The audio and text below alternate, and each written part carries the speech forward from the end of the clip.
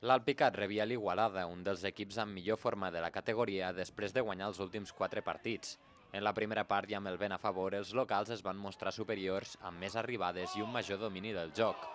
Gerard Castelló va acariciar el gol després d'una gran assistència de Genís Morera, però l'encarregat d'obrir la llauna seria Xavier Gomà, que aprofitava un mal refús de la defensa per enviar un cacau imparable al fons de la xarxa.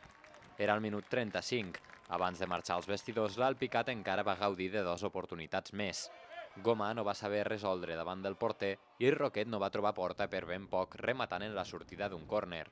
A la represa, els homes de Jordi López van sortir amb la mateixa intensitat que en la primera part, buscant el segon gol.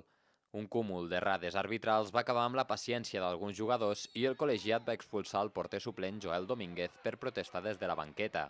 La tensió també es traslladava al terreny de joc amb alguna picabaralla i constants interrupcions.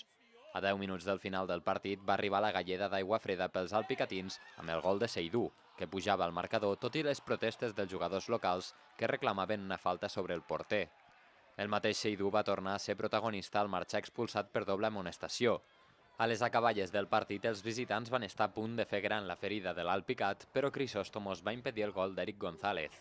Tenim que continuar lluitant, estar més concentrats i evitar aquest tipus de jugades que ens estan costant punts a Borges, ens està costant punts contra l'Andorra i avui ens ha costat 2 punts més contra l'Igualada. Si això no ho corregim, és molt difícil guanyar un partit, això està clar.